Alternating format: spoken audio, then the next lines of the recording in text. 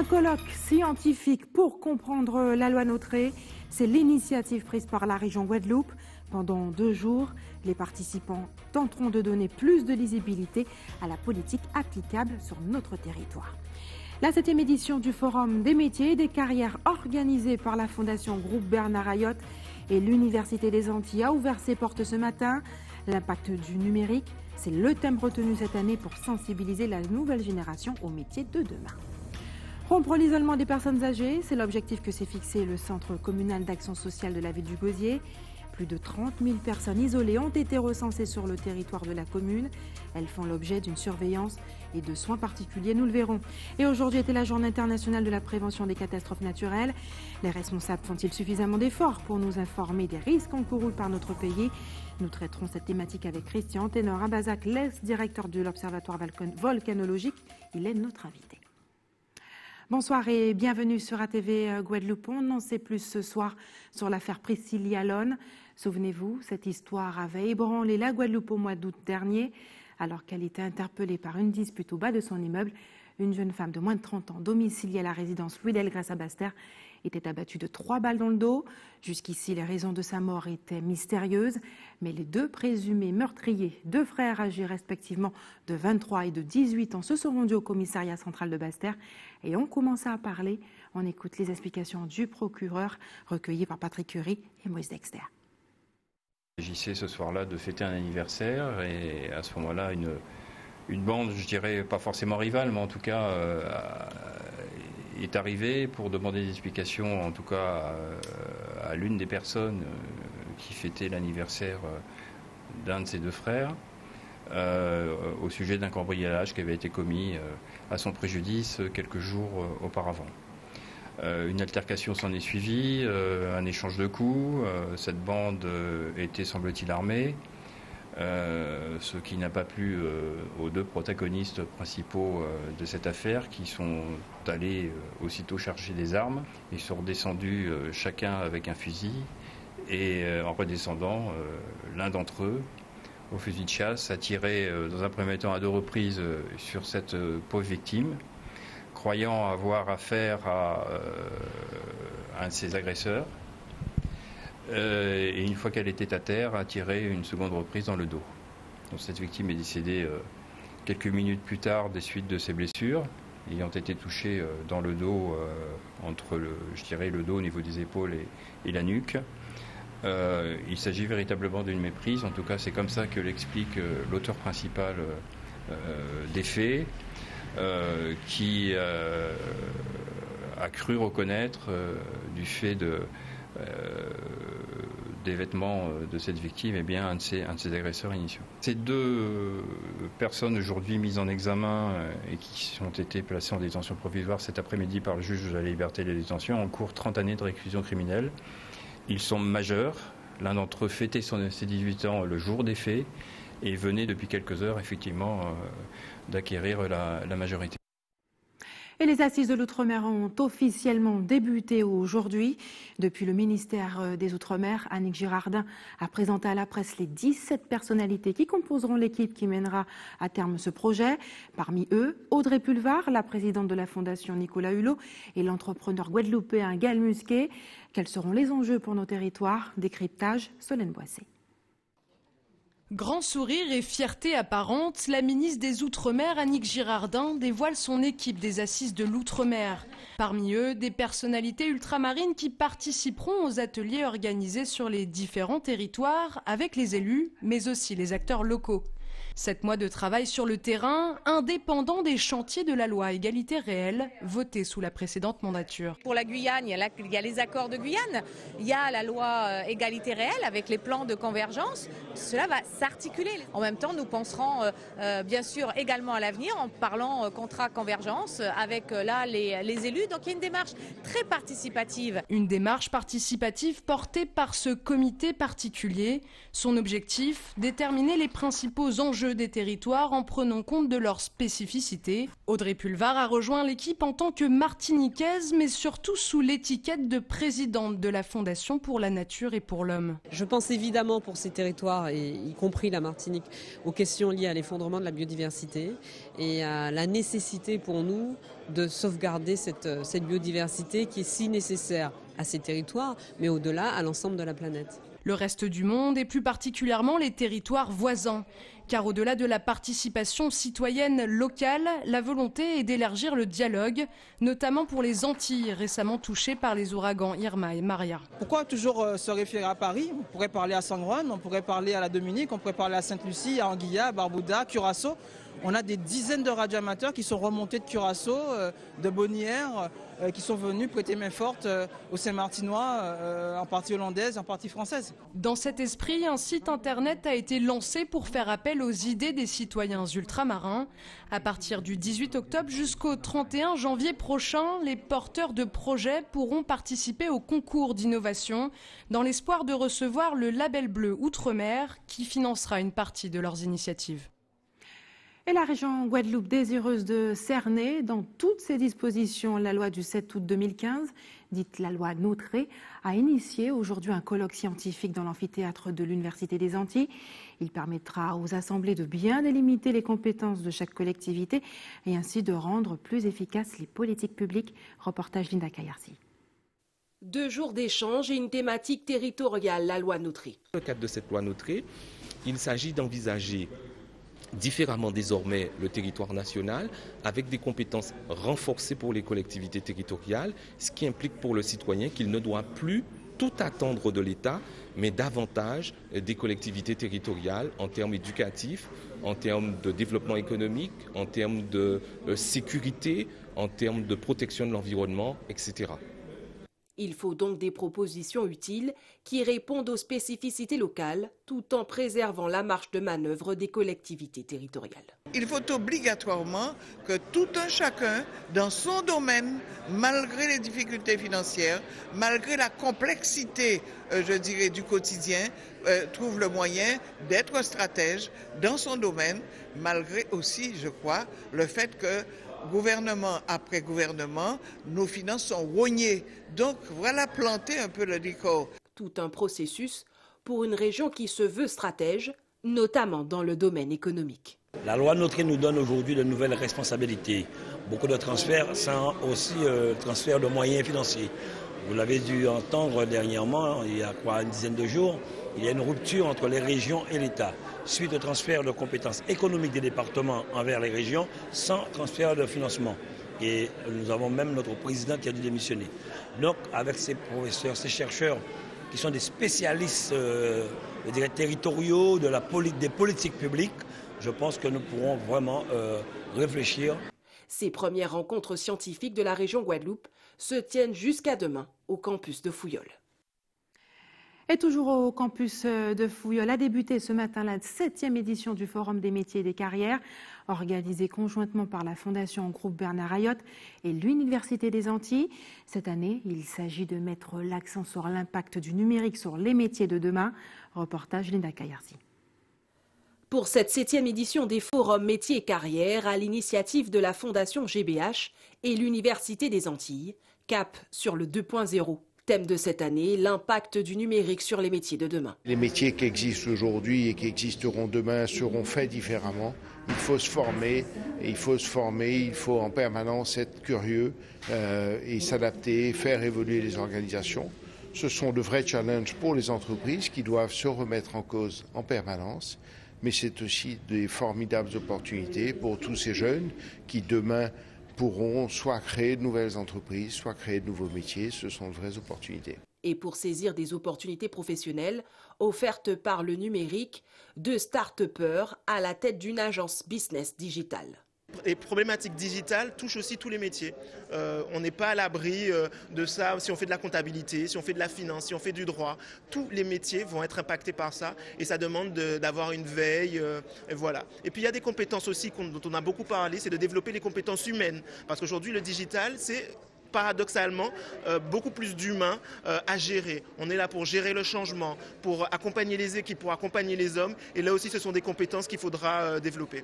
Tout est donc possible avec le digital, à condition bien sûr de bâtir son projet professionnel en commençant par choisir la bonne filière. En réalité, si nous faisons une formation initiale, ils nous ont bien fait comprendre que la formation initiale n'est pas suffisante. Il faut aller au-delà. Cela veut dire qu'il faut qu'on soit curieux, qu'on soit motivé, qu'on soit passionné quand on veut travailler.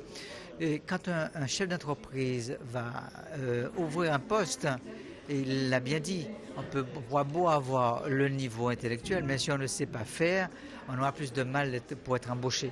Donc l'objectif, c'est de dire aux étudiants, travaillez à l'école pour réussir, mais continuez, le travail continue. Votre formation, c'est une formation tout au long de la vie, et il faut le faire. Une fois de plus, la Fondation GBH et l'Université des Antilles offrent les outils nécessaires aux étudiants pour concrétiser leur ambition professionnelle. Et en Guyane, les élèves du lycée Félix Éboué ont entamé un mouvement de protestation. Ils dénoncent un climat d'insécurité, des emplois du temps désorganisés et l'insalubrité des salles de classe.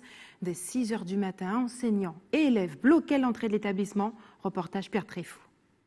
Ce matin, les élèves du lycée polyvalent Félix Éboué opèrent un blocage pour dénoncer les problèmes qu'ils rencontrent dans le lycée et aux alentours. Nous ne pouvons pas avoir de portable sans qu'on nous braque, nous ne pouvons pas avoir de tennis de marque sans qu'on nous les enlève, ni de bijoux sans que l'on nous les arrache. Au niveau de l'administration du lycée, elle n'est vraiment pas bonne. Depuis le début de l'année, nous avons dû changer 2 ou 3 fois les emplois du temps. Au niveau de la restauration, nous avions une restauration l'an passé. Cette année, nous n'avons pas de restauration. Au niveau des fontaines, dans le lycée, nous n'avons plus de fontaines et là, on en a vraiment ras-le-bol. Parents et professeurs ont soutenu les lycéens et se sont ralliés au blocage. Depuis la rentrée, mon fils a eu pas mal de problèmes d'emploi du temps. Il avait, pendant 2 semaines, il n'avait pas un emploi du temps fixe. Il a été renvoyé plusieurs fois à la maison. Donc c'est vrai que j'avais pas vraiment pris conscience des soucis qu'il y avait vraiment dans l'établissement.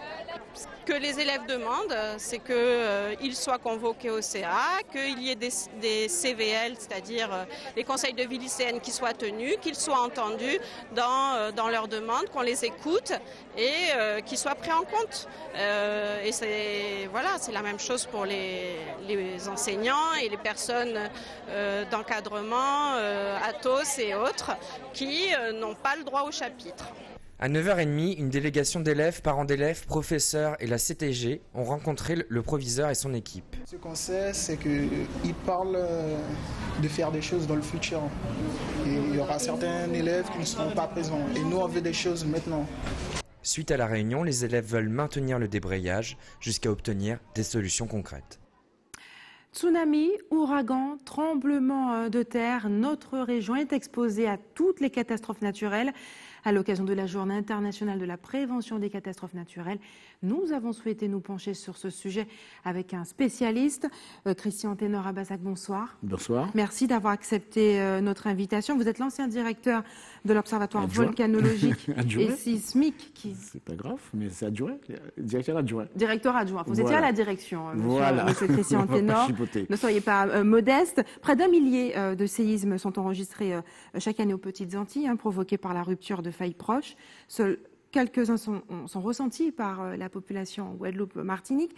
Depuis plusieurs décennies, les scientifiques martèlent l'arrivée du Big One, c'est-à-dire un énorme séisme de magnitude 8 ou plus sur l'échelle de Richter. Est-il imminent ou peut-on encore continuer à dormir tranquille? Il n'est pas plus imminent aujourd'hui qu'hier ou que demain, mais simplement il va se produire. Ça, il faut en être certain.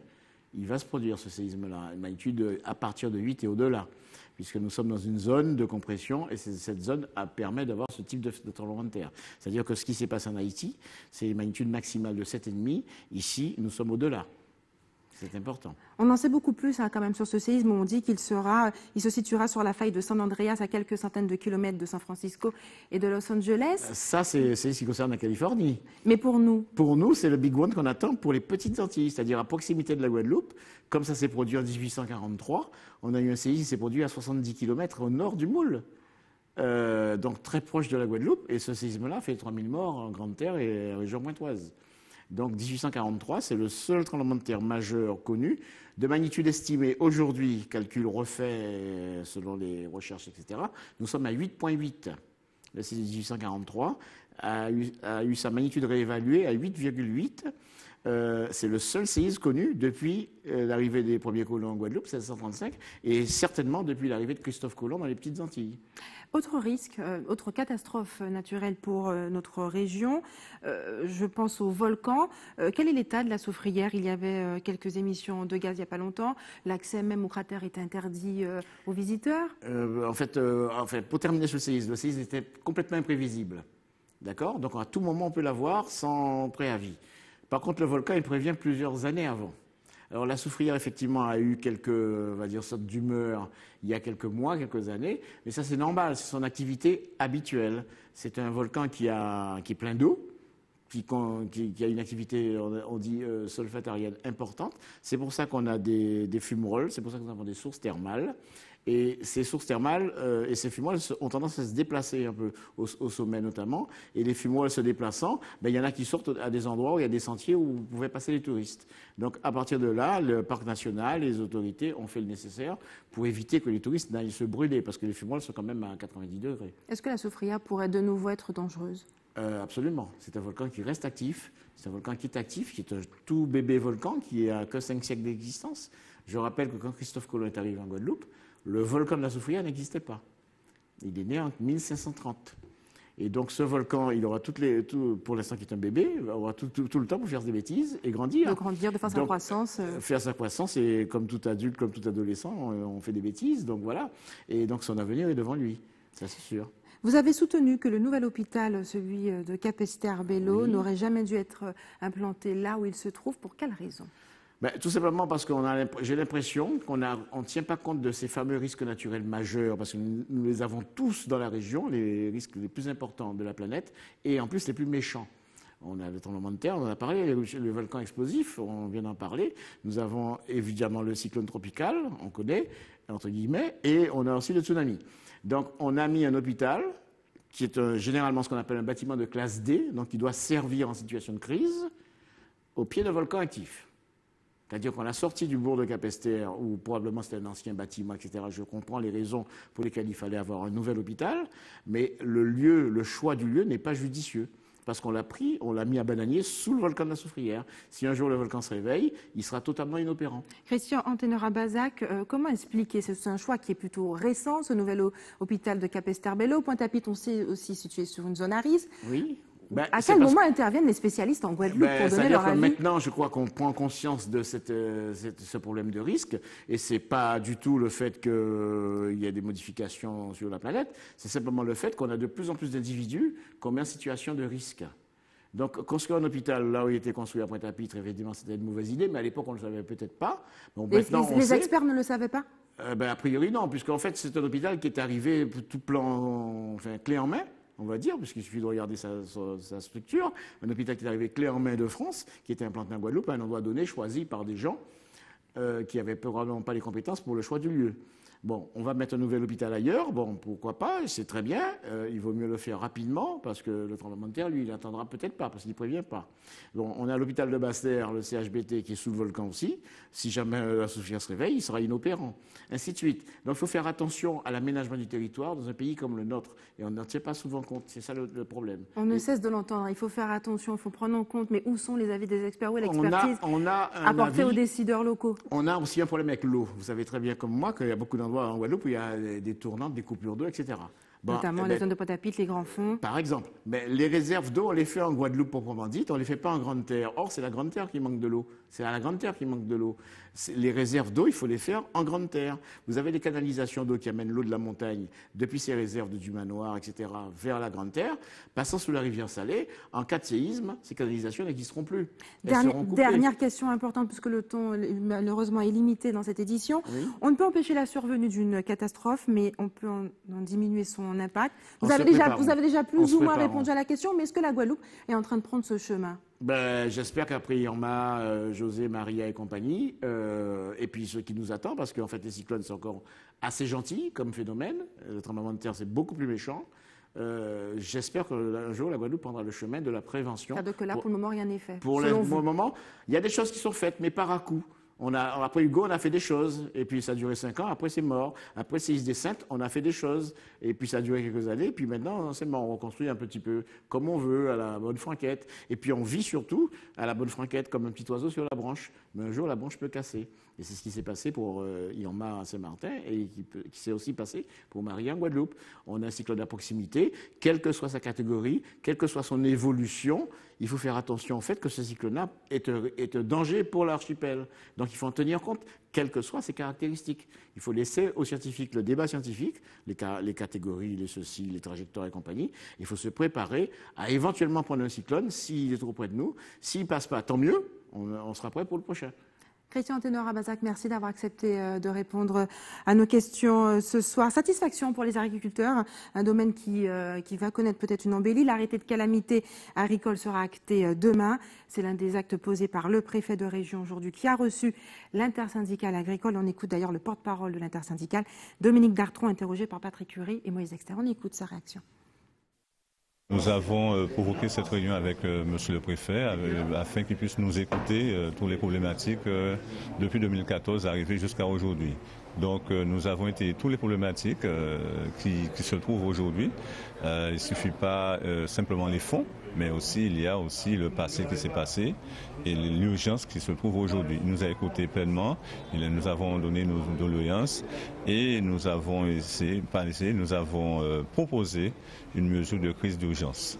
Une cellule qui sera mise en place dès la semaine prochaine afin qu'il puisse se réunir tous les acteurs de l'institution, c'est-à-dire l'URSSAF, les impôts, les banques, et de manière que nous puissions trouver un accord général, global, pour les agriculteurs, qu'ils soient petits ou grands, de manière que nous puissions trouver un assouplissement, quelle que soit toute filière, et aussi les agriculteurs qui sont adhérés en filière, les agriculteurs qui ne sont pas adhérés aussi, tous ne seront pas laissés de côté. Tout le monde est concerné. Aujourd'hui, c'est ce que nous avons voulu et nous allons mettre tout cela en place. Tous les syndicats seront conviés et avec les acteurs de faire une proposition pour qu'on puisse trouver une solution rapidement. Et autre coup de pouce, l'enveloppe de 100 000 € versée à la Chambre des métiers et de l'artisanat de la Guadeloupe, des fonds récoltés grâce à la solidarité des chambres des autres régions de France. Ceux-ci s'ajouteront au fonds d'aide d'urgence de 50 000 € accordés par l'État. Reportage Nathalie Dinan, Patrick Curie, Moïse Dexter. En visite en Guadeloupe, le président des chambres de métiers et de l'artisanat est venu se rendre compte des dégâts subis par les artisans. Suite au passage des ouragans qui ont frappé la Guadeloupe et les îles du Nord, les artisans ont beaucoup souffert. Le soutien moral et financier du président des présidents est bienvenu. J'ai vu des situations catastrophiques. J'ai vu des situations où les entreprises n'ont plus rien. Mais j'ai vu des chefs d'entreprise passionnés qui, même dans le désespoir, sont toujours courageux pour reconstruire. Je crois qu'il était important, la solidarité nationale doit jouer. Et je crois qu'il était important de soutenir de plusieurs manières, de soutenir une manière financière. L'Assemblée permanente des chambres des métiers a débloqué des fonds pour accompagner les entreprises à se reconstruire, à prendre comme une opportunité cette difficulté qui leur est donnée. Et nous avons aussi voulu un soutien avec la présidente locale, un soutien humain de la présence. Et je crois qu'il était important qu'on soit présent. L'activité artisanale est fortement perturbée. L'enveloppe apportée par Bernard Stalter permettra de relancer ce secteur majeur de l'économie. Les premières dépenses, je pense que ça va être pour le bureau puisqu'on a pas mal de dossiers en attente, on a pas mal de dossiers qu'il faut imprimer, comme on sait, les appels d'offres, les devis qu'il faut faire pour des clients où il faut reprendre les toitures, les clôtures et certains travaux encore. Donc ça va déjà nous aider à compenser pour tout ce qui est dans le bureau, racheter tout ce qu'il faut et ensuite je pense que ça suffira, ça va. Demain, le président des chambres de métiers et de l'artisanat se rendra en préfecture. Il discutera avec le représentant de l'État de l'accompagnement à mettre en place pour les artisans. Et la paix est loin d'être revenue à la Chambre d'agriculture. Malgré sa réélection au poste de président avec 30 voix sur 36, Patrick Célin doit faire face à une nouvelle contestation de la FDSEA. La fédération dénonce dans une motion de censure le caractère délictueux des dernières élections à la Chambre. Karen Diama a pu rencontrer l'intéressé qui livre sa lecture des événements. On l'écoute. On reste dans la continuité de ce qu'on a commencé, qui a été un petit peu estompé pendant 5 mois, 6 mois. Il faut reprendre tout ça. On avait des sujets, je pense, sérieux notamment sur sanitaire d'élevage, sur le MIR, le marché interrégional, sur la poursuite dans le cadre des RITA, des réseaux d'innovation et de transfert, avec les autres organismes. On a mis en place aussi un éco-organisme sur la récupération des déchets pour voir comment aller vers une transformation pour rentrer définitivement dans l'économie circulaire. On n'a pas tout sous nos mains en Guadeloupe. Il va falloir en certains moments faire partir, par exemple, les sacs d'engrais pour le moment qui sont enfouis. On devra bien pouvoir les traiter quelque part. Donc, autant de sujets importants que nous avions, peut-être que nous serons peut-être à la fin aujourd'hui. Et restez sur ATV à Guadeloupe. Dans quelques minutes, nous irons au cœur du centre communal d'action sociale de la ville du Gosier qui prend soin des personnes isolées sur son territoire. Et puis, quand est-ce que rouvrira la piscine Rivière des Pères? La présidente de la CASBT s'en préoccupe, nous le verrons. Rompre l'isolement des personnes âgées, c'est l'objectif que s'est fixé le Centre communal d'action sociale de la ville du Gosier. Plus de 30 000 personnes isolées ont été recensées sur le territoire de la commune. Elles font l'objet d'une surveillance et de soins particuliers. Reportage Karen Diama. Dans cette agglomération qui compte plus de 27 000 habitants, 1710 personnes sont âgées de 75 ans et plus. Au quotidien, il s'agit d'identifier les plus vulnérables et leur apporter une aide partielle ou totale.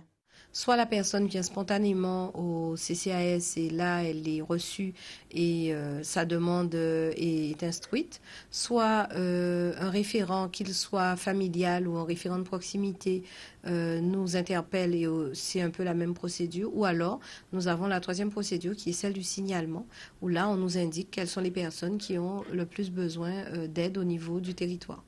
Structure de proximité, le Centre communal d'action sociale œuvre depuis plusieurs années pour lutter contre l'isolement des personnes âgées. Nous avons réalisé dès 2014 une analyse des besoins sociaux, un ABS, qui nous a permis de faire un diagnostic de notre territoire et de savoir quelle était donc la composante, les besoins du territoire. À l'issue, ça nous a permis de mettre en place un schéma communal d'action sociale qui est donc déroulé depuis 2014. Là, nous avons donc les grands axes. Ensuite, nous faisons quoi? Nous déclinons au quotidien et dans l'opérationnel les actions à mettre en place. Alors, parmi ces actions, nous avons le mieux vivre ensemble, par exemple. C'est un des axes du schéma communal. Dans le mieux vivre ensemble, il y a donc la lutte contre l'isolement et la précarité. Donc, à travers des aides, nous avons notamment une prestation qui est servie et qui est le portage de repas. En 2016, 36 personnes âgées avaient été déclarées vulnérables, un nombre encore bien trop élevé pour la municipalité qui privilégie jusque-là le maintien à domicile. Aujourd'hui, en fonction des besoins que nous avons sur le territoire, nous sommes plus sur le droit fil de la politique départementale qui est donc le maintien à domicile et comment nous allons, en complément du département, mettre en place des actions qui permettent aux personnes qui vivent à domicile d'être bien chez elles, d'être au mieux. Depuis le début de l'année, 27 personnes âgées de la ville du Gosier ont été placées en EHPAD. Et depuis le passage de l'ouragan Maria, la piscine de Rivière des Pères est fermée au public, victime d'une fuite. Quand rouvrira-t-elle ses portes? On regarde le reportage de Patrick Curie et de Moïse Dexter. Depuis le passage de l'ouragan Maria, la piscine intercommunale de Basse-Terre est fermée. Le bassin, endommagé par une fuite importante, nécessite de lourdes réparations. La communauté d'agglomération du Sud Basse-Terre est venue sur place constater les dégâts. Nous avons appelé la société Karukegan Assainissement qui doit venir faire une image, rechercher la cause de la fuite. Il semblerait, de ce que nous constatons et de ce que le personnel a constaté, que la fuite serait consécutive au branchement de fuite d'eau. Si c'est ça, la réparation sera rapide dans les 15 jours. Par contre, ce qu'il nous faut changer, puisqu'il faut vider la piscine, nous devons profiter de deux choses. La première, c'est de changer le liner qui est abîmé. Et nous avons une solution B qui vient d'être nous être proposée, qui va permettre à nos jeunes de pouvoir nager pendant quelque temps ailleurs que dans la piscine, en attendant que les travaux sont faits. Un coup dur pour le club de natation, le Cercle des nageurs, mais aussi pour les établissements scolaires qui profitent de cette infrastructure. Nous n'intervenons pas seulement pour le Cercle des nageurs de la région de Basse-Terre et nos 1500 adhérents, mais également pour les 40 000 enfants qui ont besoin effectivement de cet outil de travail. Nous sommes sur une île, nous sommes dans un pays entouré d'eau. Il est important que nous apprenions un maximum de ces enfants à nager. Ça concerne tous les enfants des établissements scolaires, de la maternelle à la terminale. C'est un problème collectif. Le Cercle des nageurs de la région de Basse-Terre est là pour impulser, pour essayer de donner donc de la dynamique comme on le fait depuis 38 ans. Et par conséquent, nous continuerons parce que nous avons aussi des emplois à préserver, nous avons des activités à maintenir. L'édifice intercommunal, vieux de plus de 50 ans, représente un atout majeur dans la pratique de l'activité. Et c'est l'heure des informations pratiques. Maintenant, l'équipe de l'établissement français du sang vous donne rendez-vous demain à l'Hypercasino de démarrer à Basse-Terre de 8h30 à 13h. Et enfin, si vous avez des informations à nous communiquer, n'hésitez pas à nous appeler au 60 11 2 fois.